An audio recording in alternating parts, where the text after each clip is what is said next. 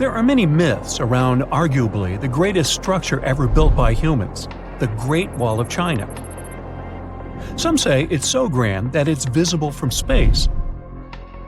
Others claim that you can see it from as far as the moon. Other theories suggest that the builders of the wall were left inside. Well, sorry to disappoint you, but all these impressive stories are just myths. But even with those stories busted, the Great Wall of China is an impressive and truly breathtaking structure. So let me tell you its true story. Today, China is one of the most populated countries in the world, counting as many as 1.4 billion residents. It's also one of the oldest nations in the world. It has 3,500 years of continuous written history, but the civilization existed long before that. There is a theory that while the European continent, for example, was most likely reached by humans from Africa, China wasn't populated by settlers that came from somewhere else. Some people believe that the Chinese civilization got formed from local Stone Age people who lived on the territory since the prehistoric period. So now, the Great Wall of China. It's truly big even by today's standard, stretching for over 13,000 miles. To imagine it better, it's almost 5 times the distance between New York and Los Angeles. Or even a bit greater than the distance between the North and South Poles. Even in modern times, people have never built anything close to this big. Of course, it didn't take a day to build the Great Wall of China. 2? Keep going. In fact, the wall was being built for centuries. Maybe you know that ancient cities had walls around them to protect themselves from invaders. Yes, Chinese cities had them too. The first Chinese emperor united the country in 220 BCE and got a brilliant but very ambitious idea to turn all city walls into one big wall that would defend the country's border against attacks from the north. A trusted general directed the construction, enrolling a big group of workers, soldiers, commoners, and convicts. Back then, the wall was built of rammed earth and wood. In some places that were strategically important, the sections of the wall overlapped to provide maximum security. The walls were around 26 feet high on average.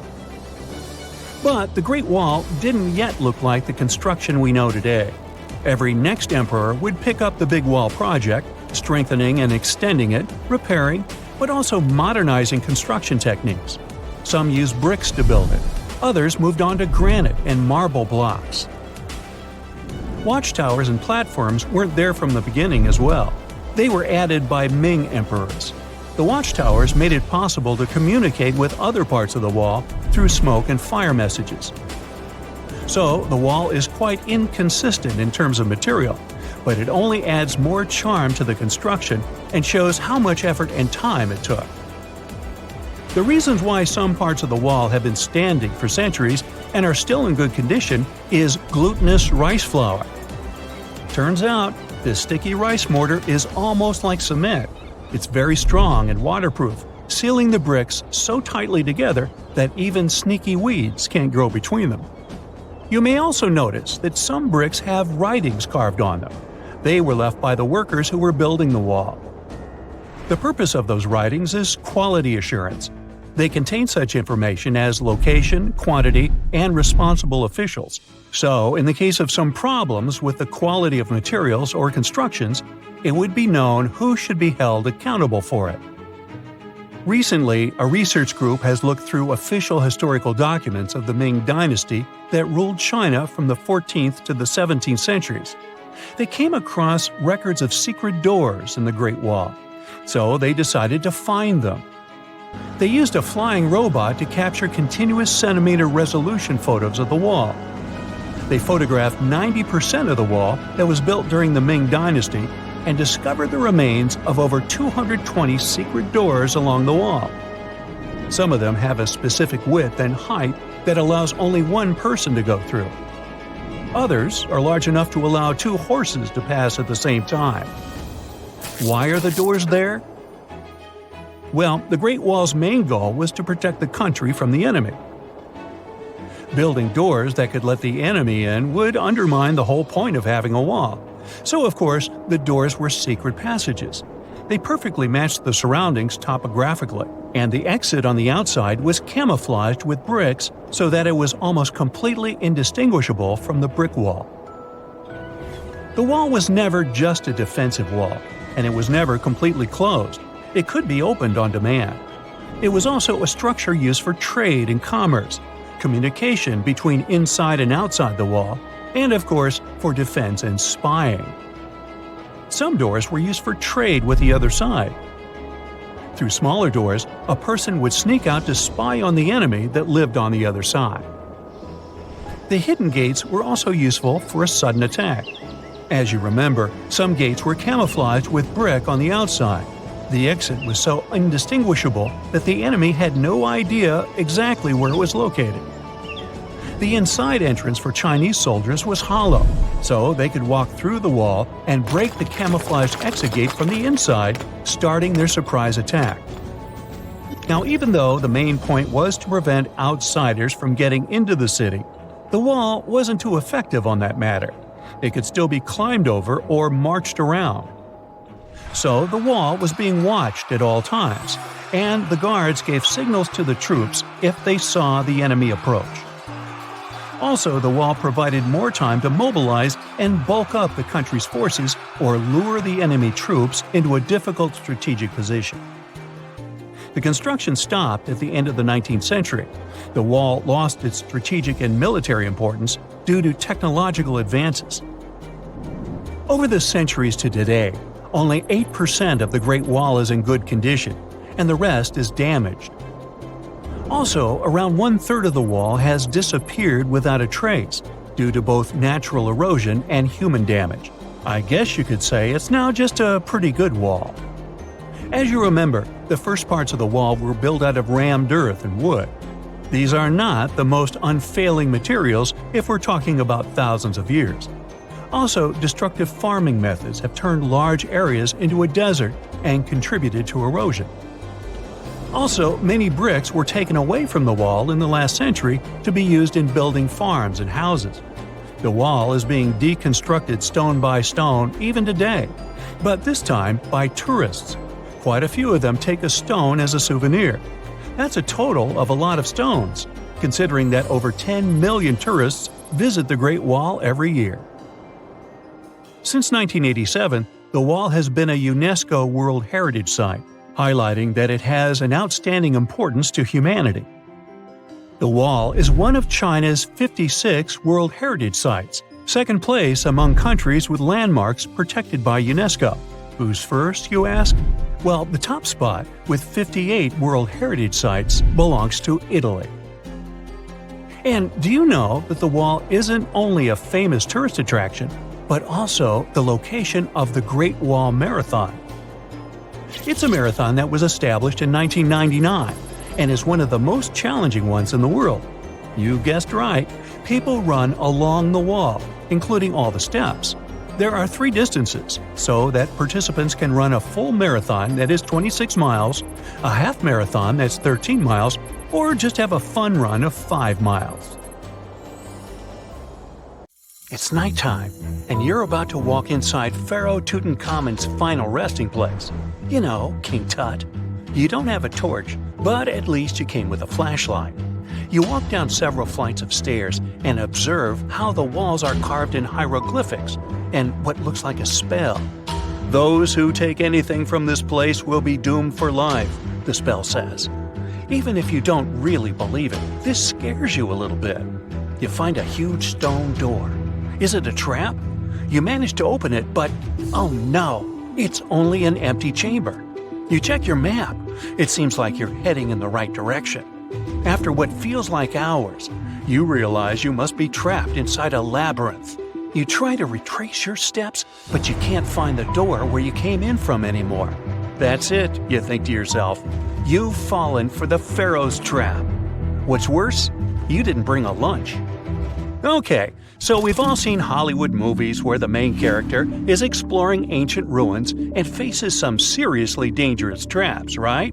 We've been told Egyptian royalty protected their final resting places with venomous scorpions and snakes, sliding doors that will trap you for life, and giant rolling boulders that will crush anyone on their paths. The thing is, were these traps truly real? Well, I regret to be the one to break it to you, but this is all fiction. These elaborate traps were too technologically advanced for ancient civilizations to pull off. That is not to say, however, that there weren't any traps at all. Ancient civilizations, like the Egyptians and the Mayans, are known for their practice of building entire monuments dedicated to the ones who had passed away. These structures would often reflect the position of person occupied in society. So, for the really important people, the VIPs of their times, massive monuments were built to host their bodies long after they were gone. Some of these civilizations believed that a person's life would continue on the other side of the veil. For that reason, a person would be buried together with the belongings of their current life. If they had a lot of money and power and stuff, that meant their resting places would be filled with riches and gold. Now imagine if you lived in ancient Egypt and you knew exactly where all the pharaohs' tombs were located and had heard rumors of the amount of wealth kept in these places. Maybe you would be tempted to go check it out, right? We're talking about large rooms filled from floor to ceiling with golden artifacts, jewels, and even money. I mean, it does sound tempting. And since there weren't any security guards protecting the entrance of these places, Egyptians needed to get creative as to how they would protect these riches. These old civilizations found some traps to be useful. A recurring one was building empty rooms inside the monument to confuse a burglar. Now let's take a look at Amenhotep III's final resting place as an example. It was built in the city of Luxor, in a spot also known as the Western Valley of the Kings. Two French engineers originally discovered the monument between 1905 and 1914 CE. The structure is huge and has more than 10 chambers, connected by long corridors and steep stairways. The King's Chamber is the most hidden one, and for an outsider to try and find it, they will probably enter a lot of empty rooms beforehand. Other pharaohs tried to protect their riches by commissioning monuments with false doors concealing pits that were up to 20 feet deep. This way, an unwarned and unwanted visitor would be surprised by the deep hole on their way to the king's resting chamber. Alongside false doors, pharaohs made sure to build labyrinth-style corridors and false walls. This way, robbers could take hours or days before they found the king's real chamber. As to pits with poisonous snakes on them, if there were any reptiles inside these monuments, they probably got inside on their own and would most likely not stay there for long. There is no way snakes would survive years and years without food inside these pits. So yes, another Hollywood-induced belief right there. If these traps seem boring to you, archaeologists did find an interesting deterrent in the final resting place of the Red Queen of Palenque in Mexico. Palenque was one of the most powerful Mayan cities in pre-Columbian Mexico, and the Red Queen was believed to be the grandmother of the last Mayan king, undoubtedly a person of immense importance to the empire. In her honor, a huge monument was built to keep her body after her passing. The discovery of the tomb itself was already thrilling. Archaeologists found an ancient monument when digging at the site back in 1994. The first thing they found was a room with a hidden door. Once they opened the door, they discovered a long corridor. Finally, at the end of this corridor was the Queen's chamber. The team of archaeologists was beyond excited to unearth this chamber with the mummy of the Queen herself still inside it. They found her to be accompanied by her pearls, jade shells, and expensive rocks. But as the team explored the remains, they saw something rather strange. The room was filled with a red-colored powder. Researchers knew that the color red was important to the Mayan people, and that much of their clothing and buildings were decorated with this color. But they didn't understand why the queen was buried with this unknown red substance. After they took a sample back with them for further analysis, they discovered that the red powder was cinnabar, a very dangerous mineral. This powder, when inhaled, can cause, shall we say, severe health damage to a person. The team concluded that this could only be a trap for anyone trying to steal her riches. Okay, so dangerous powders might have worked as the most intense traps we've seen until now. But perhaps the cheapest way to keep out unwanted visitors was to advertise spells written out all over the monument. We'd probably laugh at these today, but back in the day, they were more or less effective. Spells usually said that the person who took anything from that place would meet a tragic fate. Some spells said that robbers would lose their houses in big fires or terrible floods. Other spells said burglars would have incurable and undiagnosed health issues, but they weren't really enough to stop people from taking any gold. There are some stories surrounding how these spells might have been real. One of them is from the famous British Egyptologist Howard Carter, the one responsible for unearthing Pharaoh Tutankhamun's resting place in the 1920s. After months of unsuccessful digging, Carter discovered the tomb's existence by chance. He found the entrance to a stairway right beneath the soil where he had been searching all those months. With the help of a team, he cleared the piles of sand blocking the stairs and discovered a doorway. The door had several royal symbols carved into it, and Carter knew this could only mean a very important person had been buried there. And he was right. With a chisel, he made a hole in the top left-hand corner of the doorway and lit his vision with the help of a candle. He couldn't believe what he was seeing, the reflection of several golden and jeweled items crowding the chamber before him. Lost for 3,000 years, Carter had just discovered the final resting place of King Tut. But the story didn't finish here. This discovery was accompanied by a series of unfortunate events that led people to believe it had something to do with the Pharaoh's spell.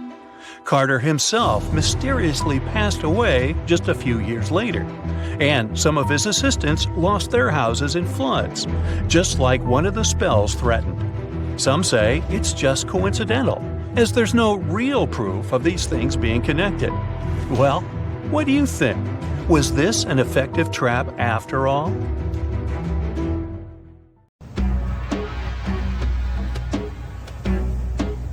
This is not a dune set. This is a very real desert in Niger. Jado was probably built by the nomadic Sao people and is filled with ksars, which are fortified houses made of salt and clay, with giant walls and secret passages. Located deep in the desert, it was once a vital stop for trans-Saharan caravans, but is now a hotspot for smugglers and bandits. The site has been off-limits since 2002 due to its dangers. The origin of the ksars remain a mystery. No archaeological studies have been conducted, leaving many questions unanswered. Even today, shifting sands reveal and conceal parts of these ancient ruins, fueling local speculation about what might still be hidden beneath the desert. Speaking of connective tunnels, scientists were blown away by the discovery of lava tubes in Saudi Arabia. These underground passages form when molten lava cools down. Researchers believe that ancient nomadic groups may have utilized these tunnels to survive the super harsh desert climates. While excavating the tunnels, archaeologists uncovered artifacts, rock art, and skeletal remains. The art and animal bones show that the people who used the tunnels were probably sheep and goat herders. They're still piecing together whether these groups lived in the tunnels for extended periods or just used them as temporary shelters. The Great Pyramid of Giza has been standing for thousands of years, but it's still hiding secrets. Using special scanning technology, scientists found two hidden structures under an ancient burial ground. The first is a shallow L-shaped structure, and below it is a much larger space that could be a final resting place or a chamber. The smaller structure was filled with sand on purpose, while the deeper one might be an empty chamber. Experts believe the two are connected, possibly as an entrance leading to a secret chamber. This is big news because it might give us some more insight into who built the pyramids and why. The world is full of ancient writing, but some messages refuse to give up their secrets, like the mystery of the Bashplemi tablet. This unusual stone, pulled from a lake in Georgia, is covered in symbols no one can read. Even with modern technology, experts are completely stumped. The tablet is about the size of a book, with 60 symbols carefully carved into its surface, but 39 of them don't match any known language. Some resemble scripts from ancient civilizations in the Middle East, India, and Egypt, but none are an exact match. To make things even trickier, part of the tablet is broken off, meaning a piece of the puzzle is missing forever. To rule out a hoax, scientists studied the tablet closely. They confirmed it's made of vesicular basalt, an extremely tough local rock. Whoever carved these symbols must have been really skilled. Based on similar archaeological finds, experts believe the tablet could date back thousands of years, possibly to the late Bronze or early Iron Age. Some symbols repeat, which could mean they're numbers. Maybe it's an inventory list, a record of battles, or even an offering to the deities. Until someone cracks the code, the Bashplemi tablet remains an unsolved mystery from the depths of history.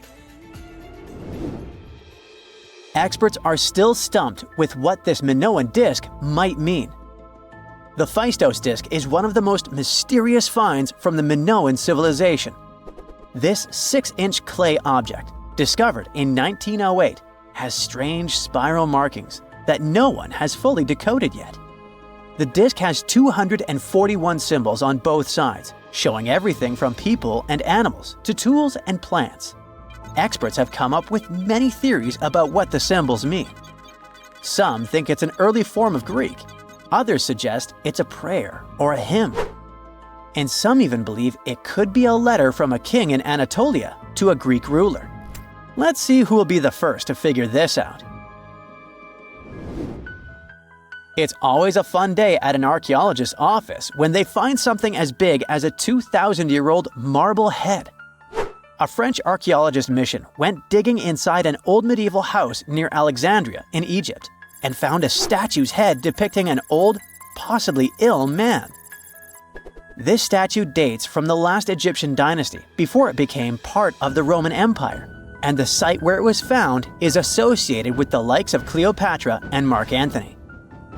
For archaeologists, even the smallest finds at this site means a lot. You've heard of Lucy, right? The Australopithecus that was an early ancestor for us humans. Well, scientists found some of her species' footprints somewhere in Tanzania. The so-called Laetoli footprints are over 3 million years old. The trail stretched 88 feet and has about 70 footprints, left behind when a bunch of early humans walked across some wet volcanic ash. What's cool is that these early humans were already walking on 2 feet, like us, not all hunched over like apes. The close spacing of the prints shows they probably had short legs and a shorter stride than we do today. In an ancient Egyptian temple, archaeologists uncovered a shrine unlike any other, a place dedicated to falcons and 2 mysterious deities. One deity had a falcon's head, while the other wore a crown with a sun disk and cow horns. But the most baffling discovery was an inscription that read, "It is improper to boil a head in here." At the heart of the shrine, there are 15 headless falcons carefully arranged on a pedestal, likely as offerings to the falcon-headed deity. One theory suggests the birds were boiled first, perhaps to pluck their feathers, before being placed in the shrine, following the strange rule carved into stone. Archaeologists also found a 13-inch iron harpoon nearby. Its true purpose remains unknown, although the shrine also held remains of fish, mammals, and bird eggs, suggesting that the rituals may have included feasting. And speaking of ancient Egypt, meet Hathor. Scientists named her after the ancient Egyptian deity of motherhood, music, and singing. This wooden statue, housed at the Metropolitan Museum of Art, was thought to be just a beautiful artifact, until a surprising secret was uncovered. Using an X-ray machine, experts found a mechanical operating system inside it, with pulleys and axles connecting her shoulder to her left leg. When activated, the system made her hand raise and lower, an engineering marvel from over 3,000 years ago. The statue was created during Egypt's Middle Kingdom, around 1800 BCE, and is often compared to 19th century automata due to its advanced design.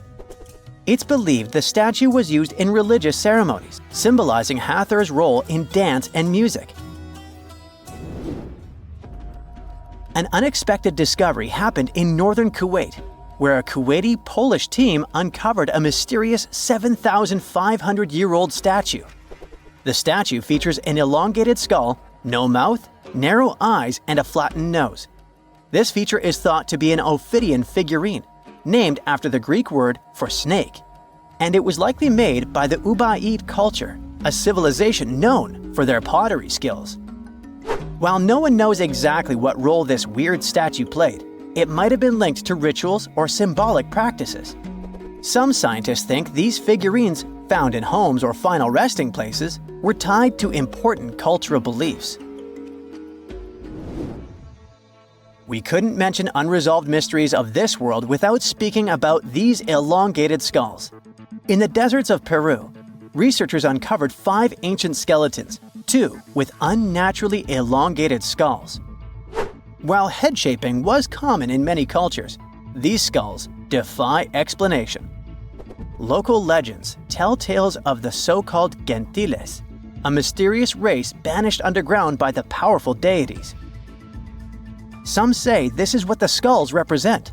Others think this is some type of genetic anomaly, which was confirmed after finding an infant skull, too large to be artificially shaped. We know that the ancient Egyptians were talented enough to build something as grand as the pyramids, but were they also smart enough to measure the speed of light? There's a theory circulating online that says exactly that. If you look at these 2 numbers, you'll see that they match completely. The first one is the speed of light in a vacuum measured in meters, and the second one is the latitude of the Great Pyramid of Giza. So, was it done on purpose, or is it just a coincidence? Well, happily, we can tell you that it's actually just a coincidence, not another conspiracy thingy. The Great Pyramid is just one of the many places in the world that share the same latitude. And more importantly, even if the ancient Egyptians had somehow measured the speed of light and chosen to keep it a secret from the rest of the world, they wouldn't have used meters to put it down.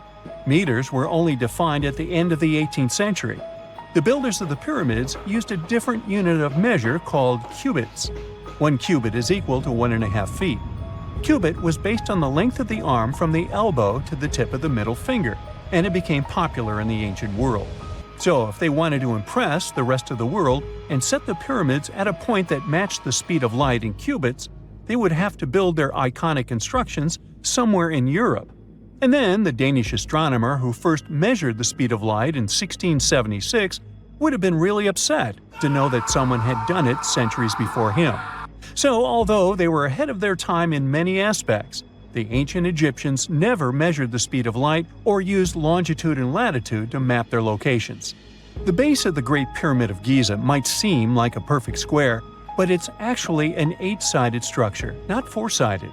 Each of its 4 sides has a subtle concave indentation that splits it evenly from base to tip. The official version is that a British pilot was the first to notice it in 1940 while flying over the pyramid. He took a photograph that showed shadows highlighting these indentations. Some people think these lines are only visible from above and can best be seen at dawn and dusk during the spring and autumn equinoxes. This has led to a freaky theory that the ancient Egyptians might have designed the pyramids to communicate with something looking at them from above. Now, the Great Pyramid is one of only 3 pyramids that used to have a swivel door. It weighed around 20 tons, but they could still easily open it from the inside. Its precise fit made it nearly invisible from the outside, with no visible latch or handle. There were only slight variations in the exterior stone that gave out an opening. The other 2 pyramids with similar doors belonged to Khufu's father and grandfather. The Great Pyramid also has a hidden void at least 100 feet long that was only found in 2017. We still don't know what lies within the space, what purpose it served, or if it is the only space of its kind. Researchers used the same tech to see through cathedral walls, Mayan pyramids, and even volcanoes. It depends on a natural shower of subatomic particles called muons. They pass more easily through empty space than through solid materials. So if they arrange multiple muon detectors around a structure, scientists can map out its solid and empty areas. A team of scientists placed muon detectors inside the Great Pyramid and allowed them to gather data for months. Scientists have analyzed samples of the mortar used to build the pyramids many times. Although we know its composition, modern technology still can't replicate it. The mortar is mostly made from processed gypsum, but it wasn't used like the cement we use for bricks today. Instead, they used it to support the joints between the massive stones as they were set in place. The estimated amount they needed to construct the Great Pyramid was around 500,000 tons of mortar.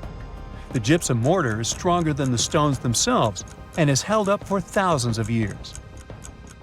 Now, all four sides of the Great Pyramid are aligned with the cardinal points – north, south, east, and west. According to geologist and engineer Glenn Dash, the alignment is accurate to within 4 minutes of arc, or 1/15th of a degree.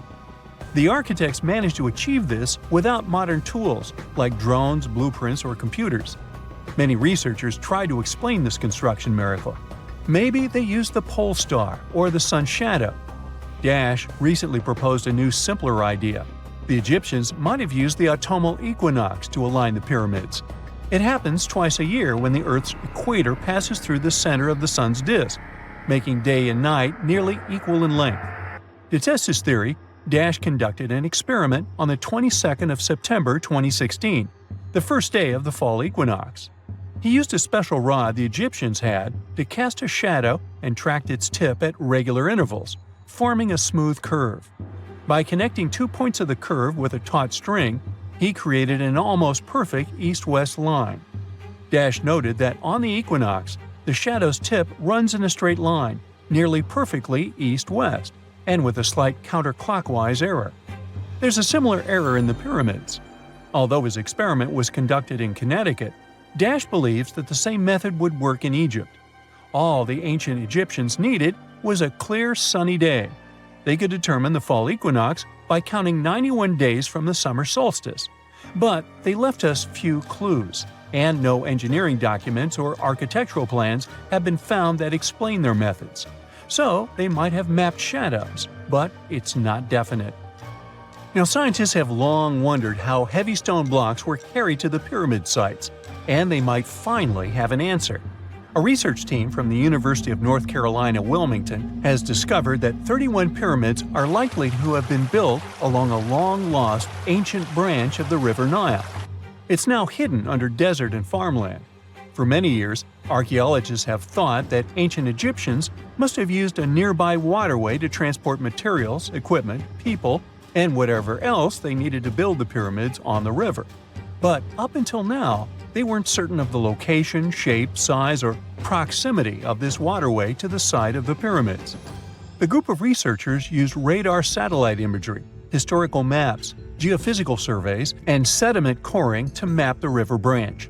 They believe it was buried by a major drought and sandstorms thousands of years ago. The team managed to go below the sand surface and get images of some hidden features thanks to radar technology. They found hidden rivers and ancient structures running at the foothills of where most of the ancient Egyptian pyramids lie. The discovery of this extinct river branch helps explain the high pyramid density between Giza and Lisht, in what is now an inhospitable area of the Sahara Desert. Now, Egypt isn't the only country with the most pyramids in the world. The champion's title here goes to its southern neighbor, Sudan. It has between 200 and 255 pyramids, compared to Egypt's measly 138. They were built by members of the Kingdom of Kush, an ancient civilization that ruled the lands along the Nile River many years ago. They started erecting pyramids around 500 years after the Egyptians had stopped doing it. Their pyramids are much smaller than the Egyptian ones, but were built for the same purposes. Archaeologists are still working to find out how the pyramids in the Sudan were built, how long it took to complete them, and what happened to their society. A gruesome discovery took place in Egypt some years ago. You want to hear about it? 16 human hands, carefully buried in 4 eerie pits. They didn't look too much like human hands at first, since they were abnormally large, but they were. Weirdly, there were only right hands, no left hands were in sight. It turned out that it points to the practice of an ancient dark ritual. Old Egyptian art and tales talked of a ceremony where warriors would present the right hand of their adversaries as proof of victory and ask for gold in return. Egyptians believed in the afterlife, so cutting off someone's hand meant you cut off their power eternally. Guaranteeing this type of defeat was interesting to the winning party. Here, the fight was between Egyptians versus Hyksos, who lived in what was once known as Canaan.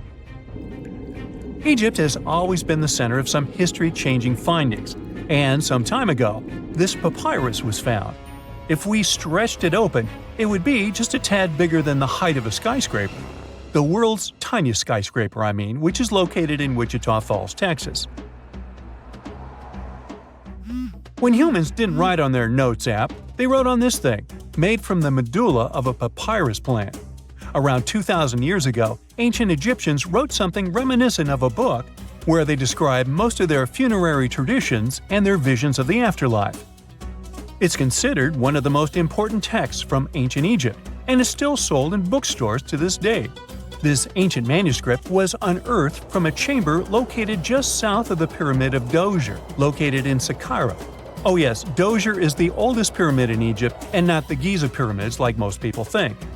So recently, the site of Saqqara buzzed with excited archaeologists who probably found one of Egypt's oldest complete mummies. They believe that this beautiful and well-preserved mummy was that of a wealthy man. He was discovered in a deep shaft, covered in layers of gold leaves. There are many symbols that show he was an important and wealthy man, like the band he wore on his head, the bracelet on his chest, and the fact that he was embalmed with a tunic, which was reserved for Egypt's finest. The most exciting part of the entire discovery was finding the resting place sealed with mortar, just as the ancient Egyptians had left it 4,300 years ago. Now this may sound weird, but back in 2008, archaeologists discovered a missing pyramid. Now it went missing because it deteriorated over the span of 4,000 years. Today, you can only see its base. It was a pretty important site back in ancient times. It is said that around the area of the pyramid, the ancients hosted a special type of ceremony where high priests would carry mummified remains of sacred bulls. Now here's a fun fact. Ancient Egyptians believed that Apis bulls were earthly incarnations of the city deity of Memphis and was connected to rites of fertility. It wasn't just any Apis bull, though. They needed to be all black, with a single white mark between its horns and a bunch of very specific characteristics. They were selected by the local priests and honored until they passed away. After that, they were mummified and buried in underground galleries. Meanwhile, this missing pyramid sort of disappeared around the 1800s. It was a German archaeologist who first found it in the village of Saqqara. He called it the Headless Pyramid when he first found it. But then, years after the official discovery, the desert sand came along and covered the whole thing. There were some excavations between the 19th and 20th centuries, but they weren't too systematic. That's why scientists were so thrilled when they dug an entire pyramid's base after removing the 25-foot mound of sand that was covering it. Oh, and it turns out American archaeologists are excavating a cemetery in Egypt that could contain over 1 million mummified bodies. So far, archaeologists have dug around 1,700 mummies. One of the main differences from other classic Egyptian mummies is that these people weren't kings and pharaohs. They were commoners that most likely lived about 1,500 years ago, when Egypt was controlled by the Roman and Byzantine empires. The name of the cemetery is cool, though, the Way of the Water Buffalo, just in case you want to check it out on your next trip. Other than bulls and buffaloes, ancient Egyptians also liked baboons. Are you seeing a pattern here? In the beginning of the 20th century, archaeologists discovered a site filled with mummified baboons in a place called, guess what? The Valley of Monkeys. An animal wouldn't have been mummified if it wasn't considered important. Certain animals were more important than others, since they were linked to specific deities. Jackals were connected to Anubis, the ancient god of the afterlife, and cats were likened to the female deity Bastet. Baboons were a pretty big deal, since they were believed to be connected to Thoth, the deity of wisdom and advisor to Ra, one of Egypt's supreme deities. The archaeologists who studied these animals weren't too happy. They think these baboons were kept inside and were deprived of sunlight for most of their lives. They had extreme vitamin D deficiencies and they were poorly fed. Maybe Thoth got angry with these baboon keepers. Just a guess. Since there's never a boring day for archaeologists in Egypt, they also found human mummies with golden tongues. Since Egyptians were all about the afterlife, they believed that golden tongues might help a person speak once they pass to the other side. I mean, it's a long shot, but hey, why not? Some of these mummies were placed in wooden coffins with goods, such as necklaces, pottery, golden artifacts in the shape of lotus flowers, and scarab beetles, and iPhones. Just kidding. A new temple was also unearthed recently in Egypt. Scientists believe it was dedicated to honor Zeus Cassius. That deity would be a cross between Zeus, the almighty Greek deity of the sky, and Mount Cassius. While digging around the Sinai Peninsula in Egypt, archaeologists spotted 2 pink granite columns poking out of the ground, and bingo. They believe these columns represented the temple's front gate and collapsed during an earthquake many years ago. And speaking of deities, there weren't only super serious deities. Recently, scientists unearthed a golden ring in a city south of Cairo. No, Frodo, it's not magical. It was a normal gold ring, but it had the depiction of the deity of fun, officially named Bes. This deity is often described in sacred texts as a happy chubby dwarf. Today, many tattoos we get are sorta deprived of any sense and are made of aesthetic purposes only. In ancient Egypt, though, women would get tattoos as a token of protection for childbirth. That's what scientists think, at least. Around the Nile region, scientists found some mummies that had well-preserved tattoos, which is a rarity since the skin deteriorates so easily. 2 of these women tattooed their lower backs, and the drawings were simple. They were mostly pictures, including that same chubby dwarf we just talked about, Bes. He also had a side hustle as the protector of women during childbirth. Now, would you believe me if I told you ancient Egyptians invented robots? No? Well, that's because that's not entirely true. Sure, they were astronomers, mathematicians, and engineers, and somehow they also squeezed an eccentric invention into that package – an automated deity some scientists called Hathor. This wooden statue had been in the Metropolitan Museum of Art for years before someone noticed its secret. With the help of an X-ray machine, specialists discovered a mechanical operating system inside it. The pulley-like axis goes from the statue's shoulder to her left leg. When the system rotates, the statue raises and lowers her hand. Hey, pick me! Pick me! I got my hand up here. Whenever you hear about ancient ruins, you almost never picture them being suspended somewhere, or just randomly hanging on the branch of a tree, right? In fact, for most of the ancient artifacts we have exposed in museums all over the world, archaeologists did quite an impressive amount of digging. You see, buildings have this funny way of fading away over time if not properly taken care of. Sometimes we need to reuse some building materials, so an older construction may be sacrificed in the process. Other times houses are abandoned, and once they are exposed to the elements on the surface, like rain or sunlight, they don't really stand a chance. Some just simply crumble away due to good old erosion. So the only way a piece of architecture can survive the test of time is if it's somehow gotten buried deep down. Now, how did they end up buried in the first place? Well, it's quite the comedy of errors. Ancient cities had a habit of gradually raising their ground level like a kid adding toppings to their ice cream sundae. You see, these settlements were always busy collecting food and building materials to keep up with their ever-growing population. But hey, who has time to deal with waste and rubbish? It wasn't exactly high on their to-do list back in the day. So when it came to building new houses, ancient civilizations found it much easier to save their sweat and tears by piling up the rubble and constructing right on top. But that's not all. Rivers would also occasionally flood and deposit a layer of sediment on the city floors, further encapsulating those ancient constructions. And in those dry regions like the desert, where the wind likes to show off its sand and dust dance moves. You can bet it was a constant struggle to keep the establishments clean. One hilarious example is the Sphinx, which had its head buried in sand until a group of archaeologists unearthed it in 1817. Some ancient towns eventually got covered up because they were completely abandoned. With less human activity to control their expansion, plant seeds couldn't resist the opportunity and sprouted all over the place. They gobbled up carbon dioxide from the air and grew, adding more and more bulk to the ground. Those cheeky roots even decided to stabilize the soil made from decaying plant matter, creating layers upon layers of earthy goodness. It's like the ultimate DIY project Mother Nature embarked on, with plants as her loyal helpers. The act of digging into the secrets of ancient civilizations is not just about unearthing a lost world. It's also an epic quest to reveal the hidden treasures beneath layers of history. But how do archaeologists know where to dig in the first place? If everything is covered in layers upon layers of sediments, debris, and plant roots, they must have some sort of system they rely on before embarking on a new project, right? For starters, they're not always the ones suggesting an archaeological dig in a certain location. Let me explain. Let's say you're a contractor and you want to build a new fancy apartment complex in your city. Some local legislations have certain requirements before your project can start, though.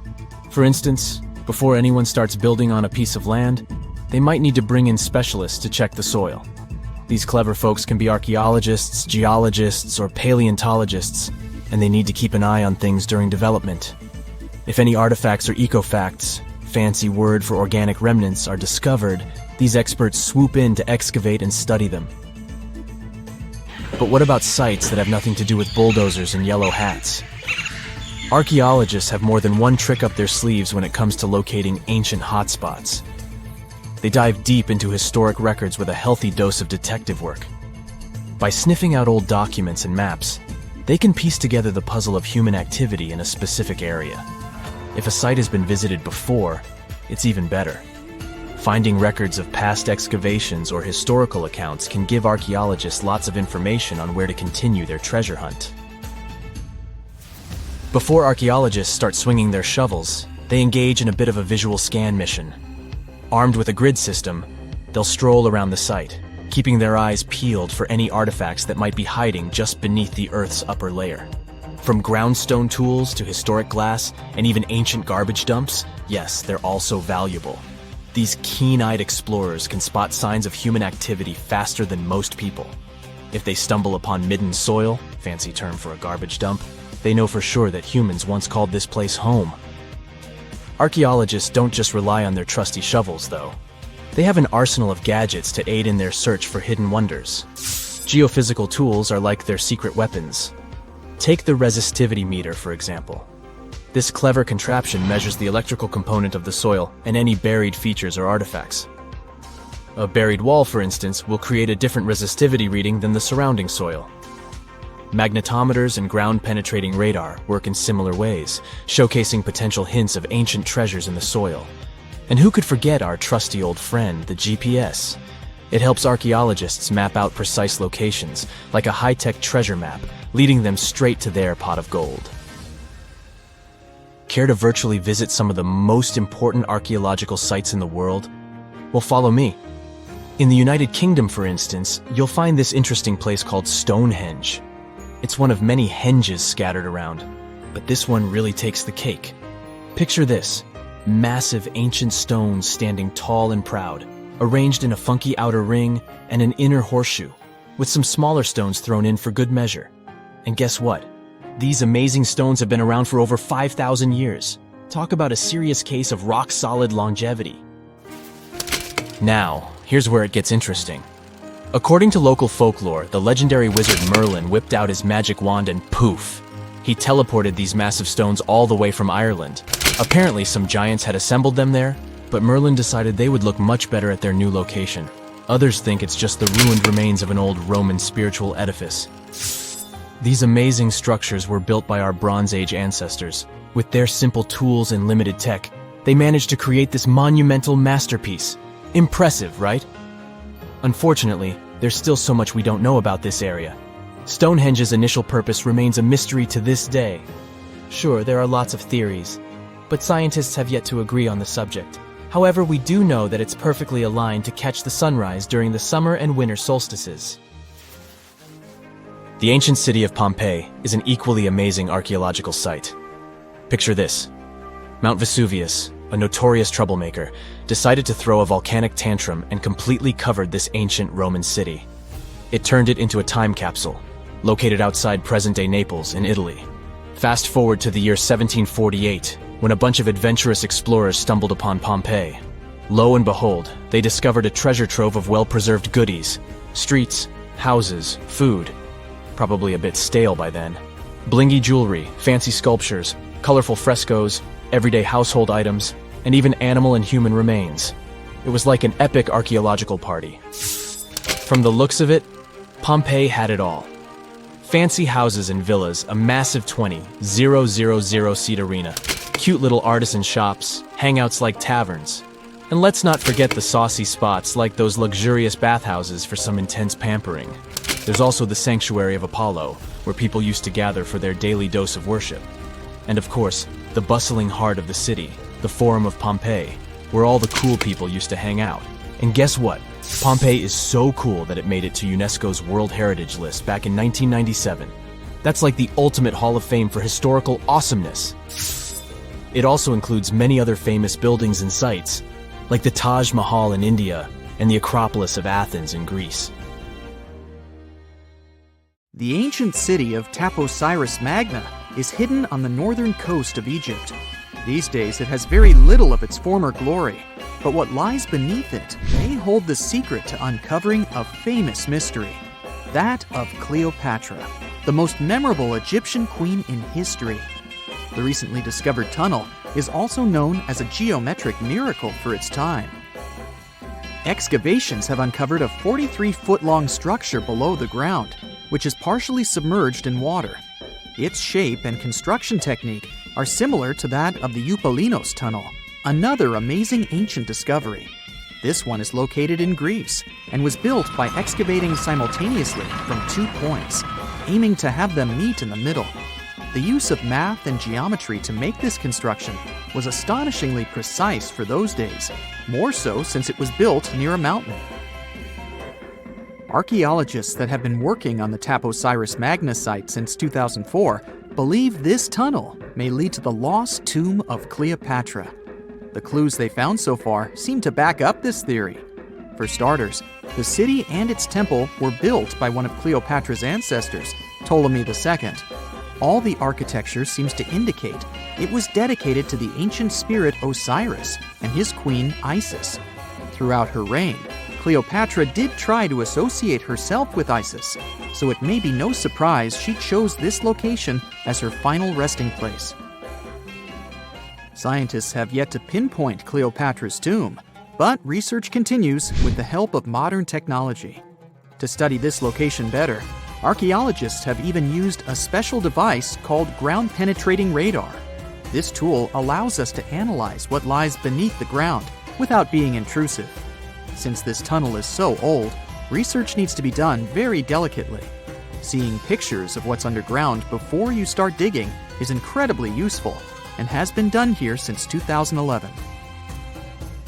Finally discovering Cleopatra's tomb may help us piece together her story, especially what might have happened during the last portion of her life, which is still surrounded by mystery. We still don't know the exact cause of her passing.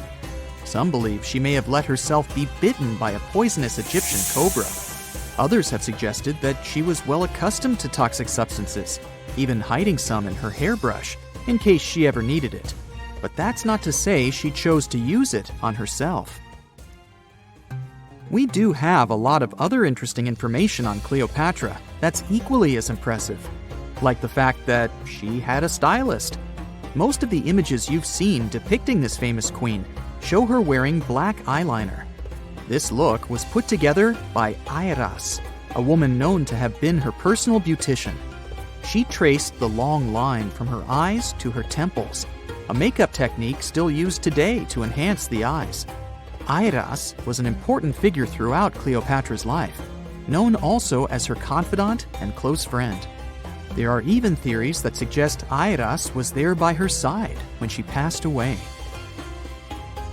Despite her well-thought-out looks, Cleopatra wasn't as pretty as she's described. Or at least, that's what recent research has pointed out. Sure, if we look at movies and modern imagery, she's depicted as this incredibly beautiful woman with symmetrical and delicate features. However, if we look at coins showcasing her image from back in the day, her looks are rather average. Her image on the coins might have been adjusted, too, to make the queen look stronger in the eyes of her people. So there is no trusted source available to confirm her image, but her description in most pieces of ancient literature speaks of her other qualities, like her voice and personality, not of her beauty. Cleopatra might have been the most famous Egyptian queen to this day, but she wasn't the first choice. She did have an older sister, Berenice, that was initially supposed to take the throne. Berenice passed away before she could do that, so Cleopatra took on the role and began investing in her education. She traveled throughout the country quite frequently, so she could become accustomed to her people and their needs. She was only 18 when the responsibilities were passed down to her, and immediately gained popularity because of her intelligence and education. Her taste in literature was quite good too. She was known to be a fan of Homer, the famed Greek philosopher and poet. Cleopatra loved to write as much as she loved to read. There are even claims that she wrote a book on medicine and cosmetics, but we have no evidence to this day that such work ever existed.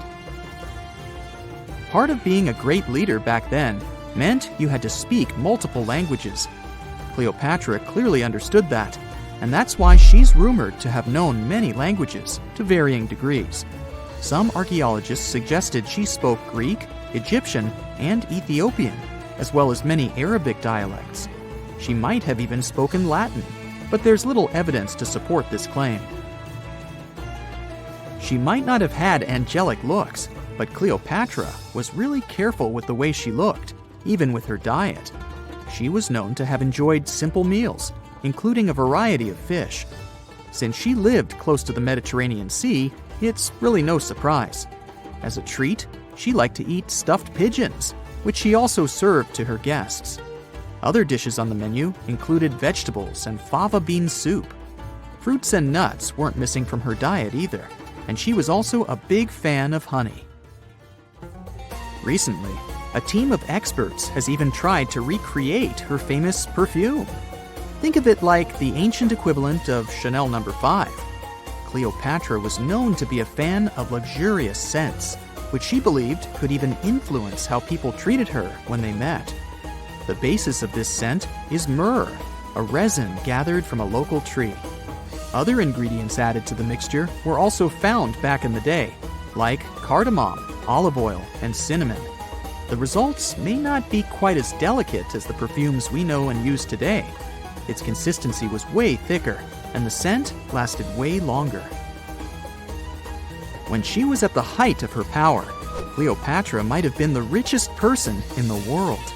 Back in the day, she ruled over a territory that stretched across the Mediterranean, from modern-day Libya in the west through Egypt to Syria in the east. This is the largest territory ever ruled over by a woman. In today's currency, her worth might have been somewhere around $95 billion. The calendars we use today may have been introduced by Cleopatra herself. She presented the idea of leap years and leap days to Caesar, the Roman emperor she was known to have been close with. Taking her advice, Caesar made these adjustments part of the official Roman calendar.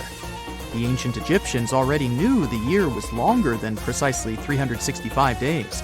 They discovered this by studying the brightest star in the sky, called Sirius, and concluded that a year is actually 365 and 1/4 days long. It was Elizabeth Taylor that famously introduced Cleopatra to pop culture when she played her in the 1963 film bearing the same name. Up until that point, it was the most expensive film ever made.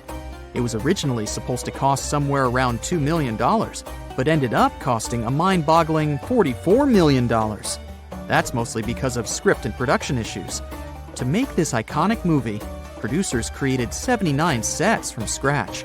as well as over 26,000 costumes for the cast. Elizabeth Taylor's Cleopatra costumes alone cost somewhere around $200,000. Thankfully for the producers, the movie made headlines and was well received by critics, making it a box office success. A lot of people associate Cleopatra with another famous Egyptian ruler, King Tutankhamun, nicknamed King Tut. Surprisingly, apart from both of them being Egyptian pharaohs, they have nothing else in common. For starters, King Tut lived around 1300 years before Cleopatra did, and there is also no connection regarding their ancestry. Cleopatra had Macedonian Greek roots, while King Tut was a native Egyptian. If there's a question that still baffles archaeologists to this day, it's this one. How did the ancient Egyptians build those magnificent pyramids? As far as we know today, their resources were quite limited, especially in terms of tools and building materials. We still don't have a fully satisfying answer, but hey, we've got some pretty amazing theories worth considering. The leading contender among these theories involves the clever Egyptians employing a sneaky strategy. Now picture this. They constructed a slanted and curving mound made of bricks, earth, and sand encircling the pyramid to be. As the pyramid grew taller and taller, they simply increased the height and length of this wacky structure. It's like they were playing an ancient game of Jenga. Now, how did they get those massive stone blocks up there? Well, according to the legendary ancient Greek historian Herodotus, they used sleds, rollers, and levers. It sounds like they turned construction into a supersized game of tug-of-war. And guess what? Herodotus also claimed that the Great Pyramid, the one from Giza, the granddaddy of them all, took a whopping 20 years to build. There's more. Herodotus also dropped a mind-boggling number on us. 100,000 men were supposedly involved in this pyramid extravaganza. Did they hire the entire Egyptian population? Well, it might not be as far-fetched as it sounds. These men were probably mostly farmers, so they probably focused on the pyramids when there wasn't much work to be done in the fields. Like during the flood season of the Nile River. Obviously, specialists in the archaeological community had something to add to this theory. By the late 20th century, they discovered some evidence that suggests the workforce might have been smaller and more permanent than previously thought. Instead of a massive army of 100,000 pyramid builders, they proposed that a modest crew of around 20,000 workers, accompanied by support personnel like bakers, physicians, and even spiritual leaders, could have gotten the job done. There was also this theory that claimed that the pyramids were actually built from the top downward. It suggested that these colossal structures were nothing more than isolated hills used as quarries. The stones were supposedly drawn from these hills, and over time, competing engineers took charge and transformed them into the iconic pyramids we know today. Now, before you dismiss this theory as a wild fantasy, some folks thought it wasn't completely crazy. After all, there are instances where isolated hills exist, so maybe this theory had a tiny glimmer of truth. Whether it involved ramp building or ingenious work schedules, one thing is clear. Those pyramids have definitely left their mark on history and on our imaginations. Now, speaking of ancient Egyptian mysteries, there's this gigantic unfinished obelisk sitting in ancient Egypt, and scientists are trying to figure out how it was shaped. Now, some people suggest that our industrious ancestors used handheld pounders to get the job done. One expert has a different take on the matter, though. He argues that if we take a closer look at the pattern left behind by the shaping tool, we'll notice something peculiar. The walls of the trenches surrounding the obelisk display a neat and even pattern, which is pretty unlikely if they were pounded away by mere mortal hands. According to this expert, those horizontal striations are usually the result of a tool that takes breaks while removing material, leaving its mark on the surface. But wait, there's more. Imagine the tool being rocked back and forth against the trench walls, clearing away the waste to keep the trench from narrowing. Well, in that case, the tool might have left some funky horizontal striations where it was pressed against the sidewall. This sounds like some fancy technology at play, don't you think? And guess what? The dynastic Egyptians probably didn't have access to that kind of know-how. Another famous Egyptologist from way back also uncovered a bunch of core drills during his adventures. Although the actual drill bits are missing, his collection houses these particular core remnants made of limestone, alabaster, and even granite. These constructions aren't the only amazing thing the ancient Egyptians left behind, though. As it turns out, the Egyptians were the genius minds behind the creation of the handheld mirror. Yeah, that little mirror you use every day to check yourself out. But here's the twist. These mirrors are like pieces of art. They were decorated with inscriptions and figures. But that's not all. The Egyptians had a serious concern with their appearance. They knew the importance of personal hygiene and looking fabulous. So, in their quest for pearly whites, they invented toothbrushes and toothpaste. Dental problems were pretty common back then, and their smiles weren't exactly all white. Dentistry wasn't their strongest suit, you see. Maybe their minds were distracted by all that pyramid building. So that doesn't mean those ancient toothpaste recipes weren't amazing. One delightful concoction included rock salt, mint, dried iris petals, and pepper. Some brave dentists in the 21st century tried it out, and it worked pretty well. Ground-up ash was also used in another recipe to create a tooth cleansing paste. Mint was missing, so that didn't do much for their breath. That's when the genius Egyptians came up with the world's first breath mints. They made tablets from heated spices like cinnamon, and they mixed it with honey. Now, let's shift gears to home decor, Egyptian style. They surely took ornamentation to the next level. While the concept of decorating furniture started in Mesopotamia, the Egyptians cranked it up a notch. They went all out with different colors of ink and even developed various weights of paper. Oh, and let's not forget about those cute little area rugs we all have in our homes today. Guess who came up with the idea? Yep, the Egyptians. They used the versatile papyrus plant to make those cozy rugs.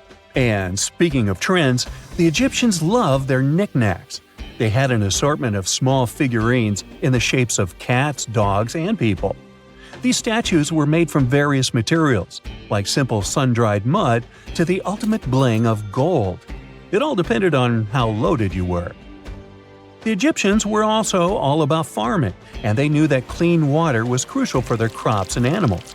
That's why they came up with some nifty inventions and techniques to make sure their land was fertile and their plants were happy. First off, they had the genius idea of using ox-drawn plows. They had two types of plows, heavy and light. The heavy plow would strut its stuff, cutting deep furrows in the soil, while the lighter plow followed behind, fluffing up the earth. But they didn't stop there. After plowing, the Egyptians would break up clumps of soil and sow the rows with seeds. To give those seeds a good old squish into the furrows, they'd march their livestock across the field, effectively closing up the furrows. But hey, all that hard work would be pointless if their seeds were as dry as the Sahara. That's where irrigation comes into play. The Egyptians were so good at it that other cultures, like the Greeks and Romans, couldn't help but copy their techniques. Now let's switch gears and talk about the marvelous architecture of ancient Egypt. These folks weren't just skilled farmers, they were also architectural maestros. They built these fancy canals to carry water to farms and villages, and boy, did they know how to make those canals look pretty. Just imagine strolling along a canal lined with ornate structures. The Pharaoh Ramesses the Great was quite the overachiever when it came to construction. One of his mind-blowing creations was the construction located at Abu Simbel. This building was designed so that twice a year, the sun would shine directly into it and illuminate the statues of Ramesses. And let's not forget about the corbelled arch. Without this architectural gem, we'd be missing out on some mind-boggling structures like the Great Pyramid. The Egyptians knew how to make things stand tall and proud, thanks to their engineering and construction wizardry. They built grand halls and inner sanctums that make your jaw drop.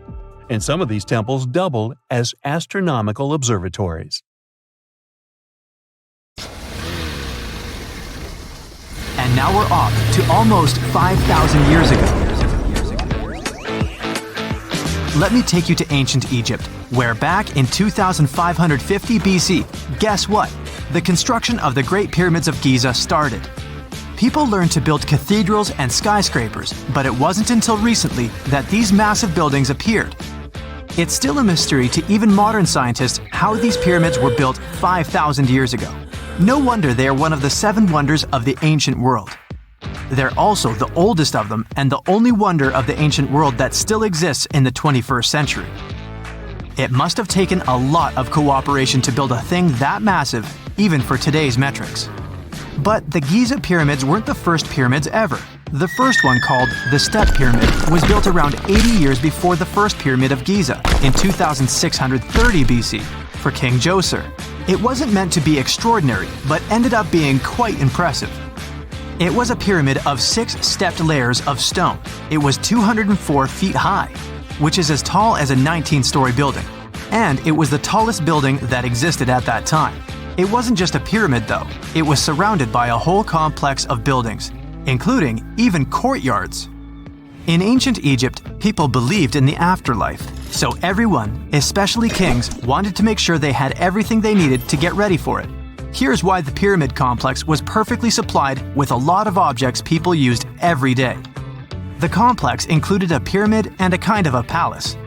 Those buildings had many things the king loved and might need one day, like furniture, food, and gold vessels.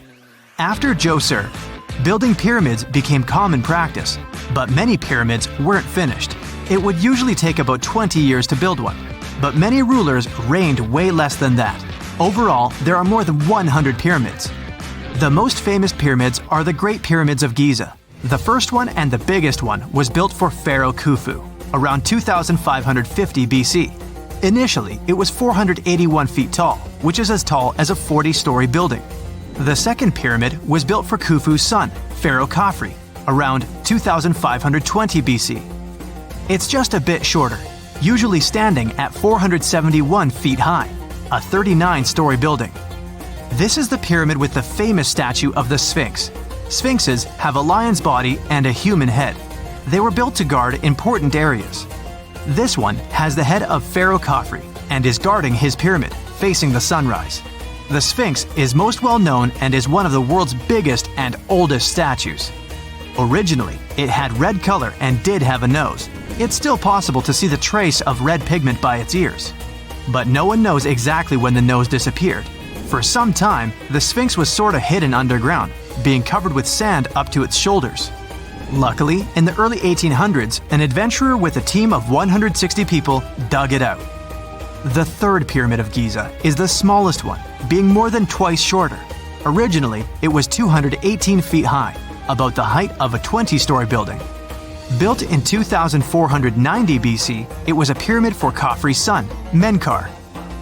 The pyramids are designed to align with the points of the compass, and their sides symbolize the rays of the sun. But back at the time, there were no compasses.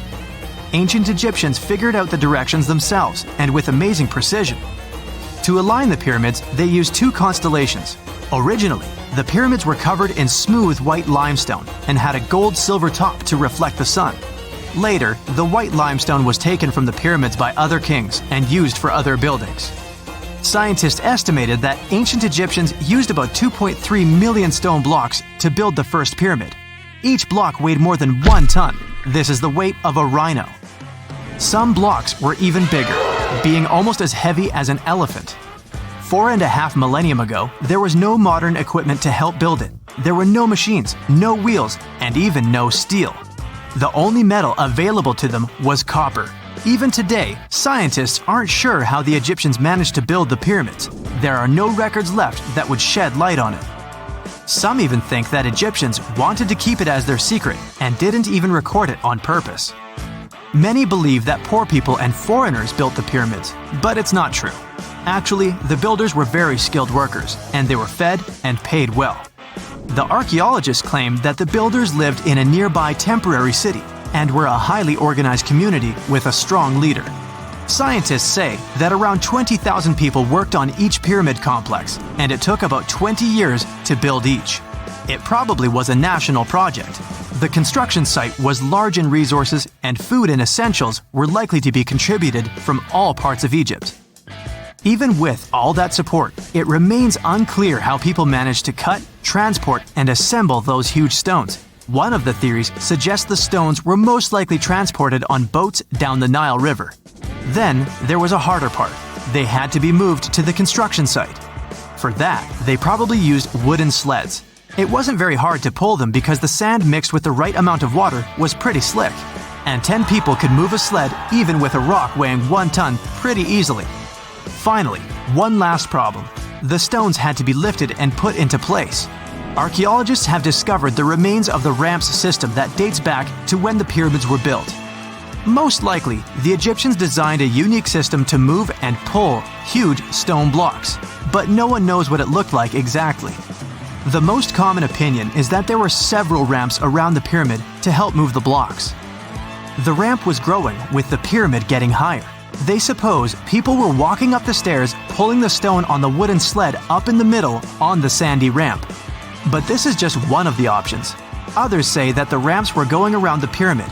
Some say the ramps were inside the pyramid. But we'll never know for sure, and it'll forever remain a mystery, just like the ancient Egyptians wanted. Surprisingly, there's not much inside the pyramids. Most of it is just solid stone with very little open space. But let's take a quick look inside the biggest of the pyramids of Giza.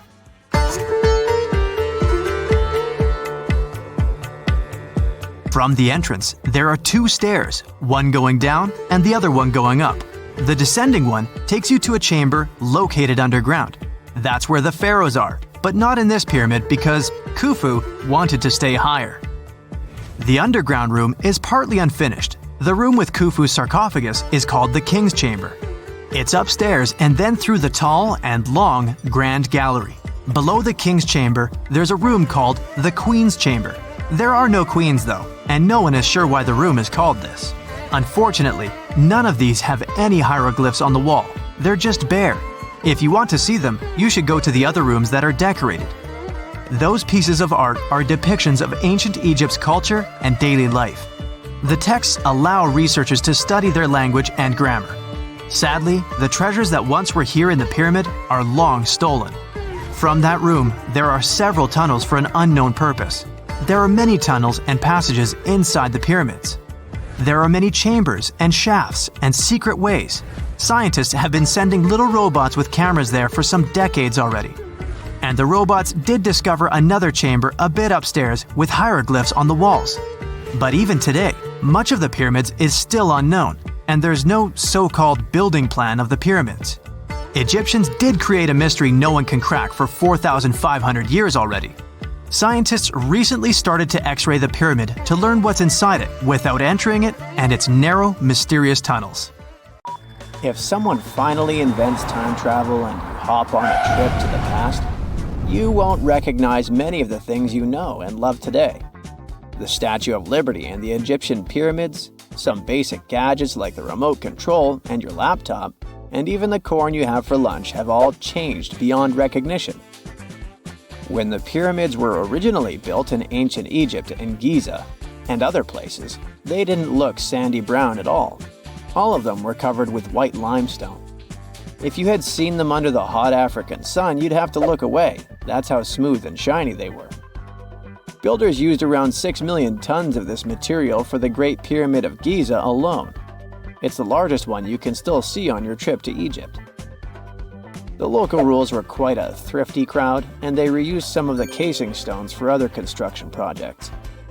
A massive earthquake in the 14th century has also loosened some of the stones, so you won't see a lot of limestone, but some of it is still there, on top of the Pyramid of Khafre in Giza.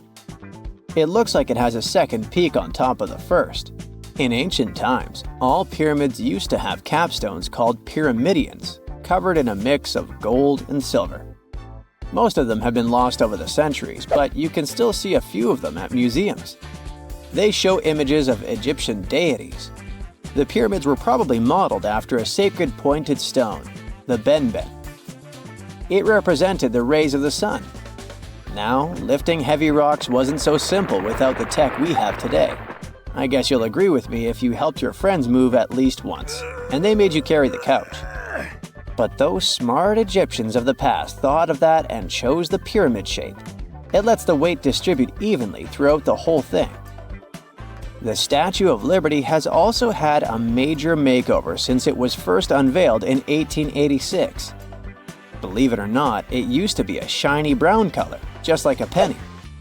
20 years later, it changed its color to green. It wasn't a fashion statement, but a chemical reaction. The statue is covered with hundreds of thin copper sheets. When copper reacts with air, it naturally forms a protective layer called verdigris. This layer protects what's under it from corrosion, and that's why statues and other things made of copper, brass, and bronze can last so long. When Lady Liberty first turned green, people in authority decided it would be a good idea to paint it all over. It was way before social media, so you couldn't just drop an angry comment under the post describing the idea. But they wrote about it in the local newspapers, and the public didn't love the idea. Then the Times interviewed a copper and bronze manufacturer, and he confirmed they shouldn't repaint it, because removing the protective layer would mean destroying the statue. Over the years, people have suggested painting Lady Liberty several times, but no one has ever done it. I don't know about you, but I can't imagine that lady in any other color, so I guess it's for the better. You love bananas as much as I do? Next time you enjoy a juicy soft one, remember you gotta thank selective breeding for that texture. The original wild bananas had many large, hard seeds and not so much delicious pulp. And hey, who doesn't like a sugary watermelon? It has a history of over 5,000 years, and it used to have bitter, yellowish white flesh and was really tricky to open. Selective breeding saved the day again, and watermelons got way sweeter. Japanese scientists went further and invented the seedless version. Corn's grandmother is a Mexican grass called teosinte. The kernels in this grass were small and hard to get. Farmers from many thousands of years ago saved the seeds only of those plants that were larger or tastier, or with kernels that were easier to grind. Thanks, my friends, for giving us the corn that's edible and even delicious. And just imagine, wild avocados were so small that they could easily fit in the palm of your hand. The pit in them was so large you wouldn't find much edible material inside. They also had a much harder shell than the ones we're used to. You probably wouldn't get a lot of work done without your beloved computer today, but I can't tell you exactly whom to thank for this invention. The ABC from 1942 is one of the contendants for the title of the first computer. It's short for the Atanasoff Berry computer, named after its inventors at Iowa State University. The ABC weighed over 700 pounds. Yep, yours must be way lighter than that. That big boy consisted of around 300 vacuum tubes and had a rotating drum, a little bigger than a paint can, and had small capacitors on it. A capacitor is a gadget that can store an electric charge, like a battery. The ABC could solve problems with up to 29 different variables to help scientists save some time. Like modern computers, it used binary digits, ones and zeros, to represent all numbers and data. Because of that, it was possible to do the calculations electronically. And now, my favorite part, the ABC finished one operation about every 15 seconds. Just for you to compare, it's millions of operations per second now. Unlike the tech we use today, the ABC did not have a changeable stored program, so the program could only do a single task at a time. An operator had to write down the intermediate answer and then dial that back into the computer. Sounds like another reason to be happy we live in the 21st century. That remote control you use for all sorts of appliances has gone a long way too. Nikola Tesla, who gave us alternating current, designed one of the first wireless remote controls back in 1898. He named his invention teleautomation and demonstrated it on a miniature boat controlled by radio waves. The boat had a little metal antenna attached to it. Tesla sent signals to the boat using a box with a lever and a telegraph key, which was his version of a remote control.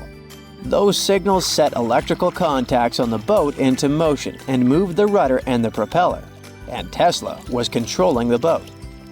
The concept of the remote control soon spread to other gadgets. The first television remote control followed in 1950. It was designed by the Zenith Radio Corporation, called LazyBone. Don't take it personally, please. This LazyBone had a massive cable that was attached to the TV set, and those who tried it didn't fall in love with the invention because they tripped over that cord. I feel your pain, my friends. If you live or work on one of the top floors, you gotta love this one. Meet the first passenger elevator. It traveled at the speed of 40 feet per minute. Not the fastest, I know, compared to today's record, which is 40 feet per second. But hey, it was built back in 1857 in New York and was more of a tourist attraction than a necessity. The elevator had a steam engine hidden in the basement of a 5-story building. 3 years later, they shut it down because the public didn't appreciate it. Otis Tufts filed the first patent for a vertical railway around the same time. His invention included an actual car with a bench inside for people to sit on. Sounds like a great spot to hang out with friends to me. What do you say? Then they started adding elevators to luxurious hotels around the world. They were entire rooms with a rich design, upholstered seats and mirrors on the walls, and sometimes even a small chandelier. There was an obligatory operator who'd close the door and the car would start its super slow ascent. It was still more about style than about speed, so I guess I'd choose the stairs.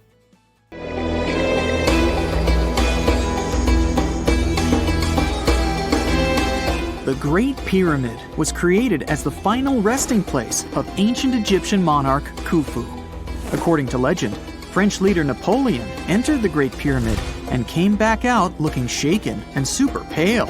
He never revealed what he saw inside, but whatever it was is said to have affected him for the rest of his life.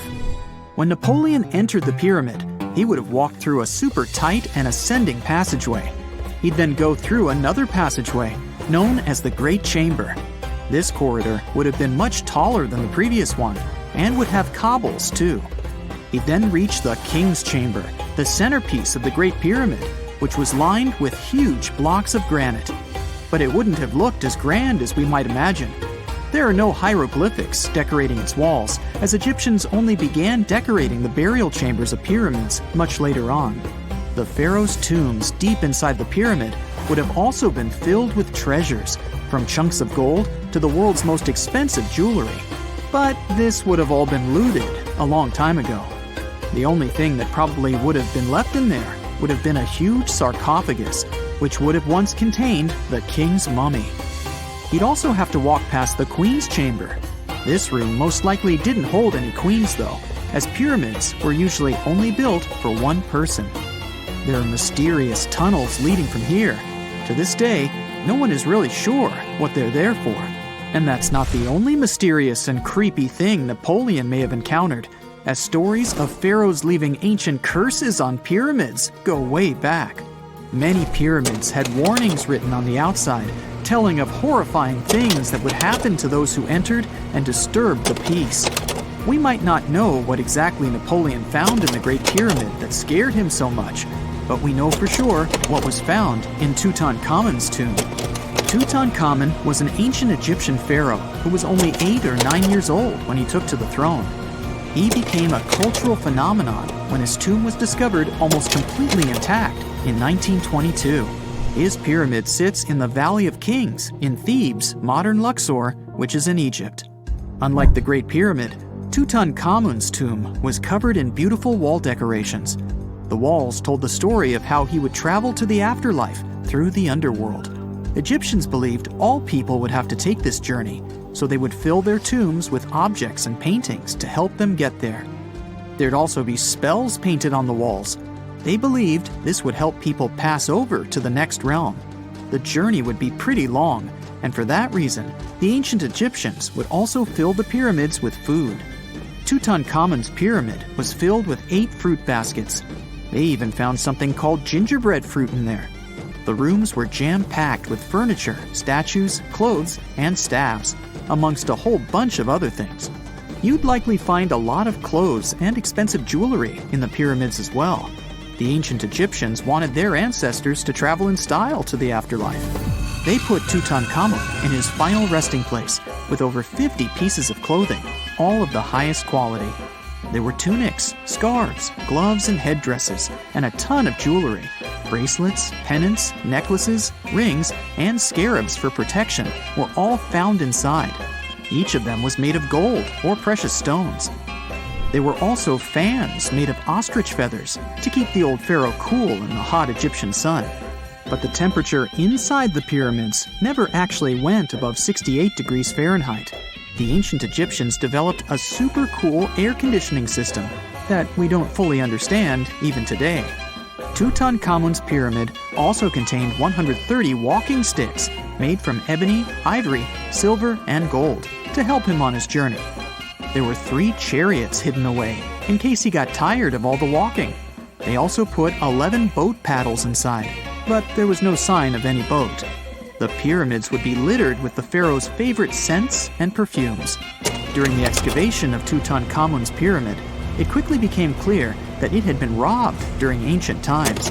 There was damage to doors and traces of oils left in empty jars. It looks like someone raided the pyramid for gold and the scents, perfumes, and oils that had been left for King Tut. There was still a bit of perfume, which was made from coconut oil and frankincense, left in one bottle. It seems like Pharaoh Tutankhamun loved board games. There was an ivory traveling set of senet in his pyramid. Although we don't know for sure exactly how to play it, we have figured out it was sort of an ancient Egyptian version of backgammon. It looks like it was a 2-player game where the goal was to knock your opponent off the board. Not really sure who Tutankhamun's mummy was supposed to play with, though. The ancient Egyptians had some rituals that may seem pretty strange to us. For example, they used to shave their eyebrows off if they ever lost a cat. So it's not too surprising they put some really weird things inside pyramids. Archaeologists discovered a collection of mummified cats and scarab beetles in pyramids that date back more than 4,000 years. They were found in the pyramids of Saqqara, which is south of Cairo. They also found a bunch of makeup kits and mirrors inside. Makeup was worn proudly by both men and women in ancient Egyptian times. Eyeliner was the most popular cosmetic. The Rosetta Stone was one of the best discoveries ever made in pyramids. It was found by our man Napoleon Bonaparte and his team. It's a black granite rock that dates back to 196 BCE.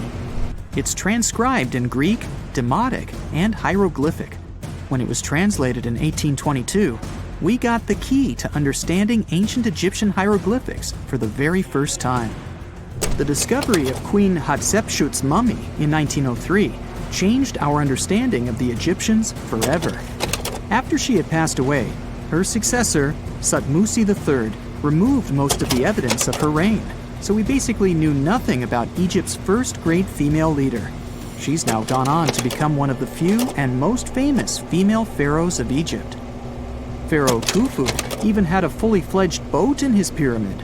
Archaeologists uncovered more than 1,200 pieces of a giant boat near the Great Pyramid at Giza. They reassembled the boat, and it's a whopping 144 feet long. It's most likely a solar boat, which was designed to carry the resurrected king with the deity Ra. Fun fact, the Pyramid of Giza is the last remaining of the 7 wonders of the ancient world. The other 6 are the Hanging Gardens, the Colossus, the Temple of Artemis, the Mausoleum, the Lighthouse, and the Statue of Zeus. This pyramid was also the world's tallest man-made structure for 3,800 years, and it's the biggest pyramid in Egypt. It took a staggering 2.3 million blocks of limestone, and some weighed as much as 80 tons. It took an incredible 100,000 laborers and a whopping 23 years to build. Its original height was a mega 480 feet. In 2017, archaeologists discovered something weird about Egypt's Great Pyramid. There's a hidden void that's at least 100 feet long, and no one really knows why it's there or what's actually inside it. The weird void is the first inner structure discovered within the 4,500-year-old pyramid since the 1800s. Scientists used cosmic rays to detect the massive hole, but are still no closer today to finding out what's inside. The ancient Egyptians took a lot of care building the pyramids, and everything was strategically placed and structurally sound. so it's super unlikely that this hole is due to blocks falling over time. Loads of pyramids also contain small model figurines called ushabti. These represented attendants. They believed they would come to life to serve the pharaohs in the afterlife. But it's amazing that all this stuff actually fit inside. There isn't actually a huge amount of space inside the structures. It's mostly just rock. The story goes that two Mayan twin boys loved to play ball. Sure, they were really good at it, but they also made a lot of noise when playing. The lords of the underworld soon became bothered by the sound and summoned the two boys to the underworld, a place the Mayans called Xibalba. As soon as the boys reached their gloomy destination, the lords of the underworld began putting them through a series of tests. Soon enough, the inexperienced twin boys failed the tests and lost their lives. But this was not in vain. This sad event resulted in the appearance of a beautiful fruit tree. Soon enough, a young woman saw a beautiful fruit on this tree and reached up to pick it. Legend has it that soon after that, she gave birth to another set of twin boys named Hunahpu and Xibalbaqui. Just like their ancestors, these twins were great ball players, but they were equally as loud, and the lords of the underworld became annoyed again. They decided to ask this pair of twins to come to play a game in the underworld, hoping to get rid of them too. When the twins arrived, the lord sent them through a number of frightening places. The first one was the House of Gloom, which was very dark. They then passed through the House of Knives, where they had to avoid getting injured. The twins then built a fire in the House of Cold, so that they didn't freeze, and ran through the House of Jaguars, where they tricked the animals into not eating them. Finally, they entered the House of Bats, where they seemed to have lost their luck. One of the bats managed to run off with Hunahpu's head. The lords then challenged the twins to play ball with them, but the boys were clearly at a disadvantage. Xibalbaqui placed a turtle on Hunahpu's shoulders to make up for his lost head, and they began playing. As the lords became distracted by an animal near the court, Xibalbaqui stole his brother's head and placed it back in its place. Much to the annoyance of the lords, the twins were now able to tie the game. Hunahpu and Xibalbaqui continued to perform a series of tricks for the lords of the underworld. One of them involved Xibalbaqui injuring Hunahpu and then bringing him back to life. The lords were so impressed by the twins' performance that they asked them to do the same trick on them. Of course, the twins agreed, but after performing their trick on some of the lords, they refused to revive them. Seeing what had happened, the lords of the underworld admitted defeat and begged for their lives, promising not to intervene in the lives of people ever again. Hunahpu and Xibalbaqui were happy to have avenged their ancestors and gained the respect of the lords. Legend has it that the lords of heaven were so impressed by the twins that they took them to live in the sky by turning them into the moon and the sun. The Maya civilization was one of the most dominant indigenous societies in history, and their folklore and traditions are still discovered and studied today. They used to live in a territory called Mesoamerica. It was made up of modern-day Mexico and parts of Central America like Guatemala, Belize, Honduras, Yucatan Peninsula, and El Salvador. They lived from 1800 to 900 BCE and up to 900 to 1500 CE. Apart from their impressive legends, the Maya were very skilled inventors. They're known for their calendars, writing systems, farming methods, and sports. Their writing, for example, was found preserved on buildings and stone monuments, as well as in rare books and pottery. It's a system made out of more than 800 hieroglyphics in various combinations. Each of those signs was said to represent a syllable.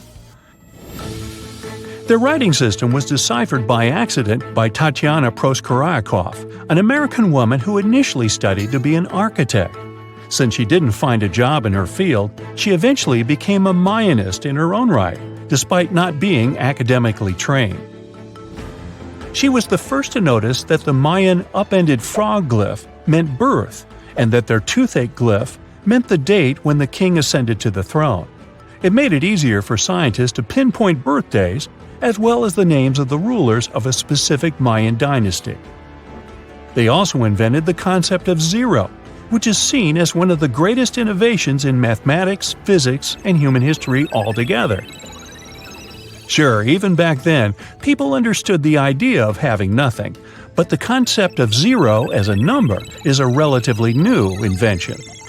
A fun fact about Mayans is that they really liked hats. The bigger your hat was, the more important you looked. Not only was it a sort of fashion statement, but it also made them look taller, which was a big deal for their aesthetic. The Mayans also came up with one of the most intricate and complex calendars in human history. It was the first to use zero as a placeholder. Their calendar ended on December 21st, 2012, which led some people to believe that it translated to the end of the world.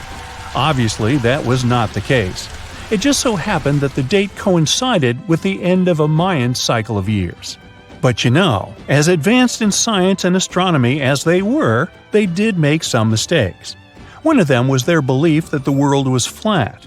Their theory was that the four corners of the world were watched by the Brother Lords, who kept the sky from falling over their lands.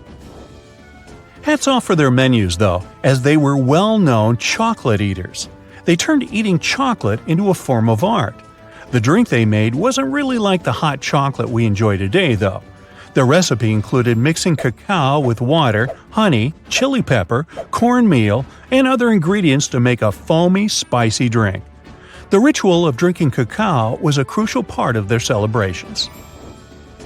We're not done discovering all the amazing parts of their architecture and civilization. It was only a few years ago that a Maya pyramid was found at Tonina, in the Mexican state of Chiapas. It was estimated to be more than 1,000 years old. The reason why it escaped archaeologists for so long was that it lay hidden under what was believed to be a natural hill. The ruins of two Mayan cities have been recently discovered in the Mexican state of Campeche. Why didn't we find them until now? Well, they were concealed by really thick vegetation, which made it difficult for archaeologists to reach them. The Mayans didn't just disappear. Their descendants are still around today, many of them choosing to live in their ancestral homelands. You can find them in Guatemala, for example, where the Maya people make up the majority of the population. Overall, the Maya ethnic group contains people that speak different Mayan languages, such as Yucatec, Quiche, Quechua, or Mopan. They had no idea what a spa day was, but the Mayans really enjoyed a nice sweat once in a while. Sweat lodges were discovered around ancient Mayan sites. They were built out of stone or adobe. These rooms were an essential part of their cleansing and healthcare rituals. One of the earliest sweat lodges was found in Quello in northern Belize and appeared to date back 3,000 years. One of the most important parts of the Mayan culture was a ball game which they named Pix. It had both political and spiritual significance. We can see ball courts at important parts of Mayan archaeological sites. The main goal of the game was to pass a rubber ball through a very high stone hoop without using your hands. Basically, it was a combination of soccer and basketball. However, it could have serious consequences. The loser could, at times, even lose his own life. Ooh, high stakes indeed. Because of this game and the need for bouncy balls, the Mayan people were some of the first cultures to use rubber. They made it using natural latex. There were different kinds of rubber depending on what natural substances the latex was mixed with. And that, my friend, is the way the ball bounces. Sorry, but you know me, I just couldn't resist. So looky here, scientists discovered ancient artifacts near King Tut's tomb. Turns out, his VIP final resting place looks more like a public graveyard with about a dozen wooden coffins that's been there for around 3,600 years. Okay, I might have exaggerated a tad. The 11 tombs weren't exactly right next to King Tut, but they were close, near the same city of Luxor.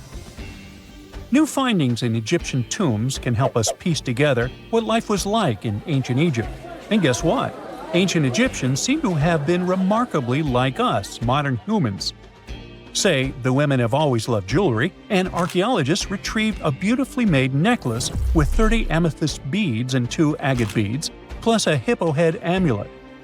Bet it was all the rage back then. Researchers also discovered 2 copper mirrors. One had a handle shaped like a lotus, and the other was decorated with Hathor, the ancient Egyptian deity of the sky, women, fertility, and love.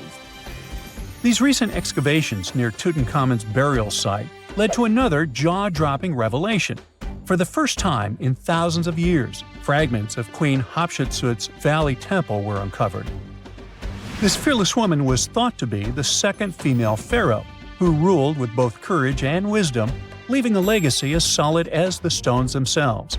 Her temple, hidden for ages, opens a window into a time filled with power, intrigue, and spiritual devotion. Archaeologists found over 1,000 beautifully decorated stone blocks on the outskirts of Hatshepsut's funerary temple. There were very few women who managed to take the throne in ancient Egypt.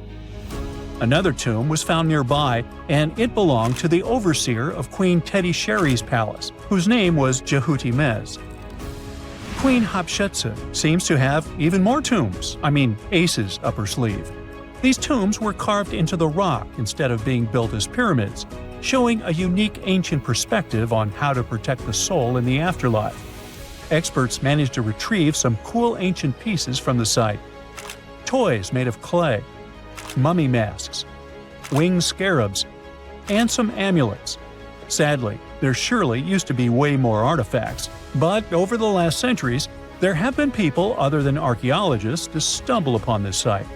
It's likely that looters got to these tombs before them and may have taken some valuable items.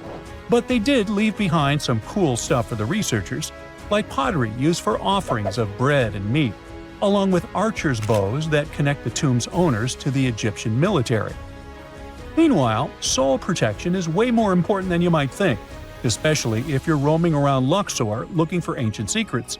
You aren't scared of King Tut's curse, are you? Let me tell you what happened to those who weren't scared, but promise me to take it with a dash of salt, okay? For years, Egyptologists, especially those who believed in paranormal activity, were convinced that there was an unsettling curse surrounding Tutankhamun's archaeological discoveries. This belief stemmed from the mysterious and untimely demise of several excavators who discovered the tomb in 1922 with no logical explanation for why they passed away. It was just easier to chalk it up to something supernatural and avoid the whole mess. But it turns out it wasn't a curse at all. It was likely the radiation that caused those excavators to perish. Now, you might wonder where the radiation came from. After all, while radioactivity was discovered in the 19th century, ancient Egyptians, despite their impressive pyramids, didn't have any radium lying around to make Tut's tomb glow like crazy. So, what could be the real story? It might have been toxic waste behind it all. Toxic levels of radiation from uranium and hazardous waste have been lurking inside the tomb since it was sealed over 3,000 years ago. The burial chamber of Tutankhamun's tomb reportedly has such high radiation levels that anyone who steps inside could easily end up with a fatal dose of radiation sickness or an incurable condition. By the way, you can have a somewhat similar level of radioactivity if you don't get rid of those moldy dinner leftovers you left to perish in your fridge a month ago. But this radioactivity isn't exclusive to Tutankhamun's tomb. Ancient Egyptian artifacts discovery is rewarding yet dangerous due to unusually high radiation levels in Old Kingdom tombs all over Egypt. Geiger counters have detected radiation at 2 sites near the Giza pyramids, and radon, a radioactive gas, has been found in several underground tombs in Saqqara. Interestingly, experts believe that the builders of these ancient tombs were aware of the toxins, as some eerie warnings were carved into the walls of many tombs.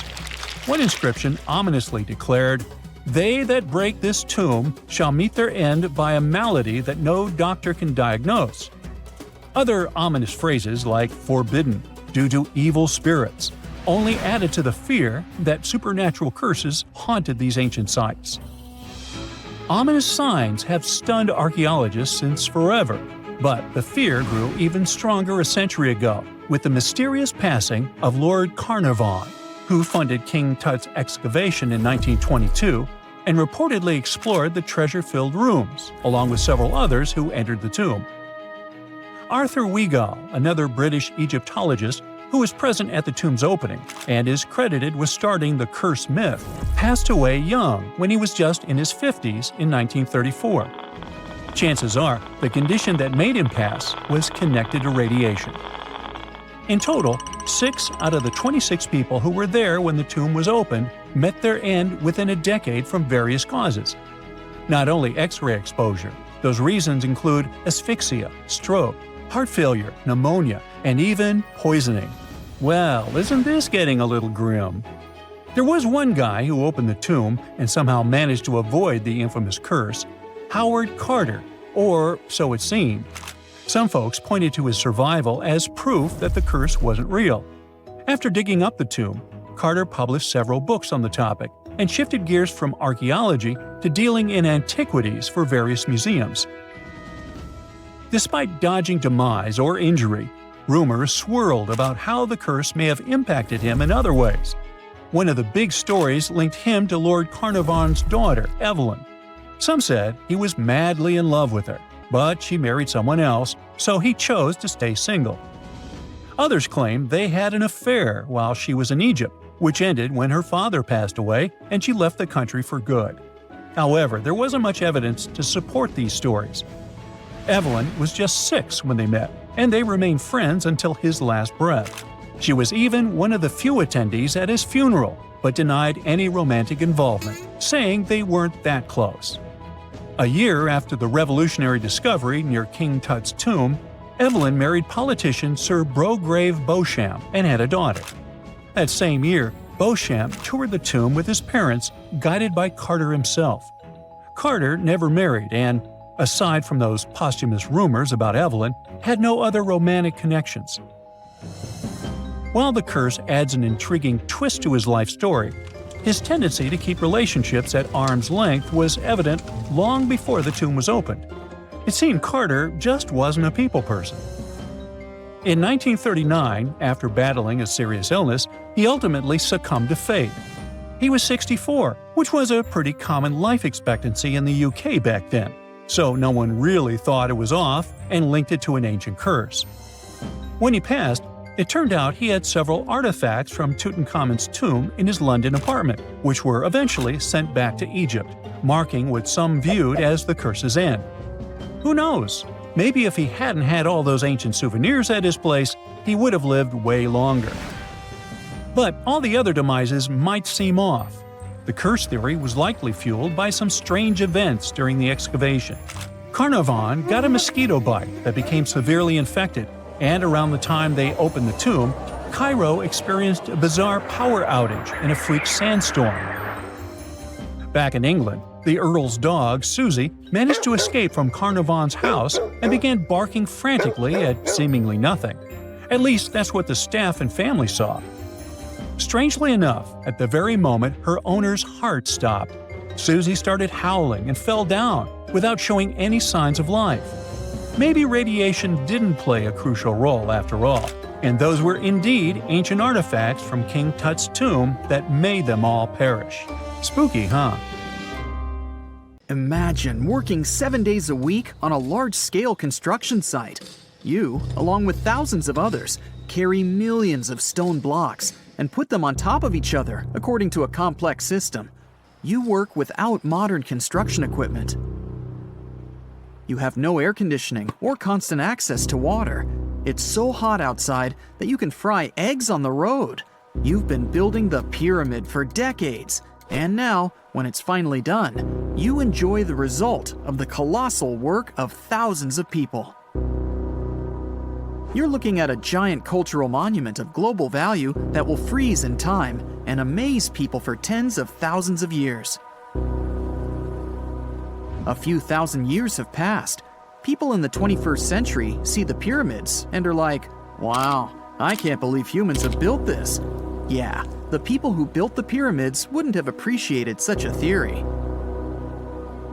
But actually, there are reasons to believe that people built it using some fantastic technology. From the outside, it seems the Great Pyramids are just big triangles of stone. People just put some heavy blocks on top of each other, and that's it. In fact, the design seems too perfect to be true. The pyramid consists of more than 2 million blocks. They lay so close to each other and are so even that you couldn't squeeze even a thin sheet of paper between them. Scientists still can't figure out the exact technology for building the Egyptian pyramids. One of the biggest and most famous is the Great Pyramid of Giza. This huge construction, well known all over the world, has one big secret. There should be a capstone on top of the pyramid. It's a triangular-shaped stone block, a small pyramid on top of a huge one. It's also called a pyramidion. The builders of ancient Egypt made it out of granite and limestone and covered it with gold. No records or old drawings prove that there was a pyramidion at the top of the Great Pyramid of Giza. But there's another ancient Egyptian structure with such a triangle, the Red Pyramid. It was built before the Great One, and its capstone has survived to this day. Archaeologists have found and reconstructed it. But where could the capstone of the Great Pyramid be? It's a mystery that still has no answer. Some are sure that some thieves have stolen it from the top. Maybe they just climbed up and pushed the pyramidion down. It makes perfect sense. The capstone was probably the most valuable element of the pyramid. Many scientists and archaeologists still don't know its exact purpose. Some believe that this peak covered with gold glorified the pharaohs. The capstone reflected moonlight at night and illuminated the entire space around it. During the day, the capstone reflected sunlight with its shiny surface. You could have noticed it from afar. The top of the pyramid was a kind of guiding star for lost travelers. All other stone blocks of the pyramid consist of limestone. People polish them to make them look shiny. In the past, they were even glowing and reflected light. You could see glowing pyramids from space, although they looked like tiny lights. Over thousands of years, winds, sandstorms, and rains have changed the pyramid's appearance. If people had taken care of them all this time, they would have looked like something out of science fiction movies, or the pyramids from Las Vegas. But unfortunately, we will never see their original appearance. Some archaeologists and scientists believe that the capstone could absorb the sun's energy and distribute it evenly throughout the pyramid. No one knows precisely why the Egyptians needed this technology. There's a theory the pyramids are ancient energy systems. The pharaohs applied this energy to use some unique technologies that were more advanced than all the achievements of the 21st century. And the triangular shape of the pyramids was ideal for boosting this electromagnetic energy. In theory, solar radiation, or electromagnetic forces, accumulated at the top of the pyramid, filled the inner rooms, and then went down the walls to the base. Any surface distortion could prevent the flow from spreading, so they had to create a perfectly smooth surface. That's why they installed the blocks so that nobody could squeeze a needle or razor blade between them. Many people believe in this theory because they built the pyramids from limestone. This material can hold energy inside itself. In the inner part, they created granite deposits to cause air ionization, that is, to create an electric charge. They also dug channels under the pyramid for water to transmit electricity. And at the top, they put a gold capstone, the best conductor of electricity. So, this is how you get a great power generator. Different cultures used similar technologies to create electricity all over the world. But these are all theories. If it had been working, humanity would have used these technologies today. There are mentions of the metal industry, chemistry, engineering, physics, mathematics, and astronomy in some ancient records. Most scientists don't believe in all these things. We know the detailed stages of the technology's development in different cultures. In the 21st century, scientists, historians, and anthropologists can track the evolution of all modern devices. If people had created some technological inventions in ancient times, the history of the world would have looked different. Perhaps all the achievements of antiquity could have been wiped off the face of the earth by global cataclysms, and it can happen to us. Just imagine how people would dig up a laptop in 5,000 years. Perhaps they wouldn't understand what kind of device it is. Another Egyptian wonder surrounded by mystery is the statue of the Sphinx. The Egyptians carved it out of a single massive piece of limestone about 4.5 thousand years ago. But scientists still don't know the exact date of its construction or who built it. People painted the Sphinx in different colors, so it looked much brighter and more vivid in the distant past. It was shining just like the Great Pyramids. Anyway, time hasn't only changed its appearance, but its name too. Initially, the Egyptians called it Hor-Mekhet. The Greeks renamed it the Sphinx about a few hundred years after it had been built. The Sphinx emphasized the greatness of the rulers of Egypt. It also performed a symbolic function of a watchdog guarding the tomb of the pharaoh and the paths leading to it. This version sounds realistic, since archaeologists have discovered many secret entrances at the foot of the Sphinx. Perhaps these rooms and intricate tunnels lead to underground halls with treasures. And treasures don't always mean gold and jewelry. According to legends and theories, the Sphinx guards the Hall of Records, the storage of all humankind's knowledge. The information about the ancient mythical state of Atlantis could be there. You can find many detailed maps of the internal dungeons of the Sphinx on the internet. They show structures 12 stories deep under the statue. It looks like a small city filled with gold, scrolls of knowledge, and various ancient artifacts. But don't believe all these maps. These are just theories. Several thousand years have passed, but people have very little information about it. Archaeologists know that there are still many strange and exciting things about the Sphinx that are still undiscovered. Some locals are afraid to research because they believe they can awaken something terrible from the underground depths. Therefore, it's mostly scientists from other countries who conduct the excavations. In 1998, scientists discovered strange tunnels leading to empty rooms under the Sphinx. They realized that some people tried to get there through tunnels in the past, and maybe those people took all the treasures that were there. One of the legends says that some powerful artifact lays beneath the Sphinx. Its technology can change the whole world, but the locals are hiding it because it can damage the planet. Some believe that you can find evidence of unknown technologies painted on the granite walls in the pharaohs' tombs. But most likely, these paintings and signs tell us the myths and legends of ancient Egypt. But what if Egyptian symbols and drawings are detailed instructions for using ancient technologies?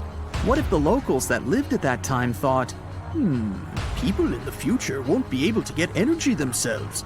Let's leave some detailed instructions for them. Anyway, there are many riddles and theories. In reality, the search for answers is a dangerous undertaking, since it's not easy to get into the underground halls. Excavations can ruin the structure of the entire Sphinx. Any person inside the tunnels may get lost and never be able to find their way back. Besides, it costs a lot of money. Now, what would be awesome is if people could invent some device that could scan underground areas and show their detailed models.